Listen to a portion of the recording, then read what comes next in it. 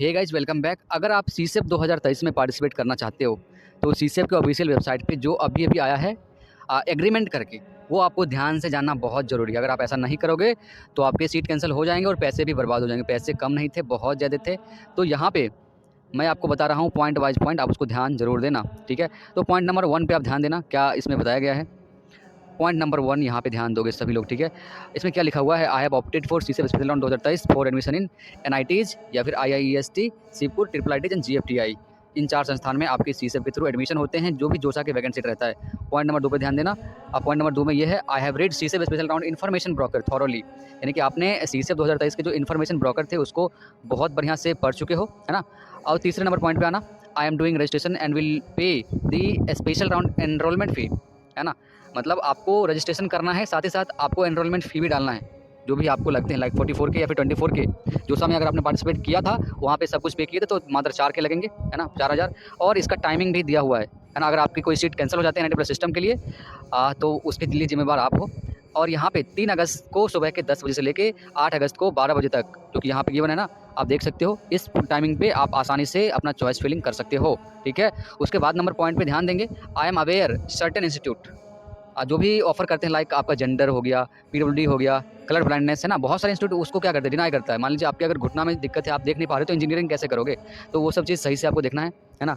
उसके बाद पॉइंट में आना है, I know the choices will automatically lock by system on the last specified date and time if they are not locked by me which is accepted to me for allotment. हाँ, अगर आप खुद से मतलब choice को नहीं lock करोगे ना तो वो ऑटोमेटिकली क्या होगा, लॉक हो जाएगा। तो इस पर भी ध्यान देना है आपको।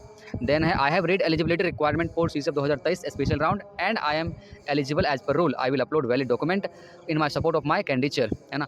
यहाँ पे आपको ये भी जान लेना है आप सीसेप के लिए एलिजिबल हो कि नहीं हो, और बाद में आपको आपके डॉक्यूमेंट भी अपलोड करने हैं। Then I will respond to query if any raised by verifying officer during online document verification process if not done earlier. अगर आपका ऑनलाइन डॉक्यूमेंट अपलोड जो आपने जोसा में किया था वो नहीं हुआ था ना जोसा में किसी कारणवश, तो आपको सीसेप में फ्रेश करना है। और अगर कोई क्वेरी आता है तो टाइम पे आपको रिजॉल्व करना होगा। नहीं करोगे तो यार आपके सीट कैंसिल हो जाएंगे, पैसे भी चले जा सकते हैं।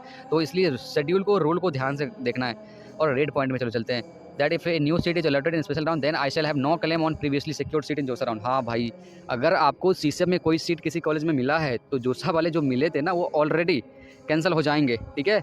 उस पर आपका कोई अधिकार नहीं होगा। आफ्टर रेड पॉइंट देखना है, I am well aware of fee structure and fee waiver of applicable institute in which I have opted as my choices. यानी कि जिसमें भी आपने चॉइस डाला है, ठीक है, उस इंस्टीट्यूट के बारे में आपको क्या फी स्ट्रक्चर है उसके बारे में नॉलेज होगा, ऐसा सीसेप वाले पहले से एज्यूम करके चलेंगे।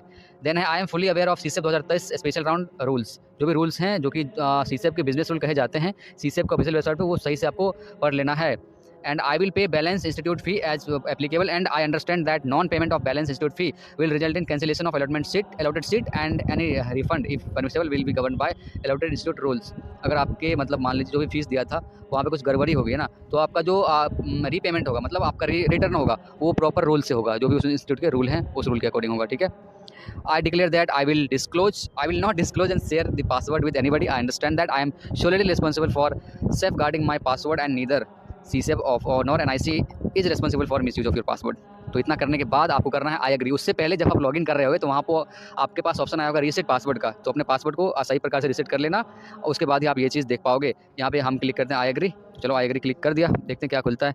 Dear candidate, your document have already been verified during JoSAA round counselling, so you are not allowed to change any parameter during registration process. तो यहाँ पे ये पहले ही हो चुका है इसका डॉक्यूमेंट वेरीफाई जिस जोसा में, तो ये सीसेप में अलग से देने की रिक्वायरमेंट नहीं, तो हम इसको ओके कर देते हैं। बेसिकली जैसे आप ओके करते हो तो आपके कुछ डिटेल आते हैं और नीचे में एक डिक्लेरेशन फॉर्म आता है, ठीक है, जो कि ऑनलाइन ही होता है, जिसको डिक्लेरेशन बोलते हैं। उसको चलिए हम पढ़ के आपको बताते हैं। I hereby declare that all the particulars stated in the registration form are true to my best of knowledge and belief. I understand that if any of the information provided by me is found to be false, incorrect at any later time, my candidature shall be cancelled and I shall be debarred from CSEP 2023। यानी कि ये कह रहा है basically, यहाँ पे टिक मारो कि आपने जो भी इन्फॉर्मेशन डाला है वो सही था आपके नॉलेज के बेसिस पर। अगर कुछ गलत पाया गया तो भाई साहब आप बाहर कर दी जाओगे, आपको कोई अधिकार नहीं होगा यहाँ पे ना। तो इसको बेसिकली सबमिट एंड रिव्यू करते हैं।